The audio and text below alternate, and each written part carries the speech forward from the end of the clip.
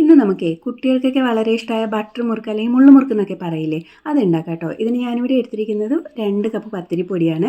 ഇതിലേക്ക് 2 table spoon കടലമാവും 2 table spoon പൊട്ടുകടല പൊടിച്ചെടുത്ത മാവും കൂടി ചേർത്ത് കൊടുക്കണം കേട്ടോ.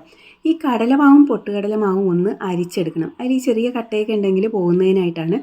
ഇതിലേക്ക് നമുക്ക് അടുത്തത് ചേർക്കേണ്ട ഉപ്പാണ്. ആവശ്യത്തിന് ഉപ്പും 1 ടേബിൾ സ്പൂൺ അയമോദകവും 1 ടേബിൾ സ്പൂൺ കറുത്ത എള്ളും ചേർത്ത് കൊടുക്കുക കേട്ടോ. എന്നിട്ട് കൈ കൊണ്ട് നല്ലപോലെ മിക്സ് ചെയ്യുക. ഇതിലേക്ക് 2 ടേബിൾ സ്പൂൺ റൂം ടെമ്പറേച്ചറിലുള്ള ബട്ടറും കൂടി ചേർത്ത് കൊടുക്കുക. എന്നിട്ട് നമ്മൾ പുട്ടിന് നനയ്ക്കുന്ന പോലെ മെല്ലെ ഒന്ന് ഞെരടി യോജിപ്പിക്കണം കേട്ടോ. മാവിൽ എല്ലായിടവും ഇത് പറ്റണം. ഇനി ഇതിലേക്ക് നമുക്ക് 1 കപ്പ് വെള്ളം ചേർത്ത് നല്ലതുപോലെ സോഫ്റ്റായിട്ട് കുഴച്ചെടുക്കണം. 1-2 ടേബിൾ സ്പൂൺ വെള്ളം അധികം ചേർന്നാലും കുഴപ്പമില്ല, കട്ടിയായി പോരുത് മാവ് കേട്ടോ. ഇതുപോലെ സോഫ്റ്റ് ആയിരിക്കണം. അപ്പോൾ തന്നെ നമുക്ക് ഉണ്ടാക്കിയെടുക്കാനും പറ്റും. ഇനി നമുക്ക് ഇതിന് വേണ്ട അച്ചെന്ന് പറയുന്നത് സേവനാഴിയിൽ കിട്ടുന്ന ആ ഒരു മുള്ളു പോലത്തെ ഇതുണ്ട്, സ്റ്റാർ പോലെ ഇരിക്കുന്ന, അതാണ് ഞാൻ യൂസ് ചെയ്യുന്നത്. നമുക്ക് സേവനാഴിയിലേക്ക് മാവിട്ട് കൊടുത്തതിന് ശേഷം നല്ലതുപോലെ ചൂടായ എണ്ണ ലോ ആക്കിയതിന് ശേഷം വേണം നമുക്കിതിലേക്ക് പിഴിഞ്ഞൊഴിച്ച് കൊടുക്കാം കേട്ടോ. നമുക്ക് ഈ മുള്ളുമുറുക്ക് വട്ടത്തിലും ഉണ്ടാക്കാം, അല്ലാതെ നോർമലി നീളത്തിലുണ്ടാക്കാം. ഞാൻ നീളത്തിലാണ് ഉണ്ടാക്കുന്നത്.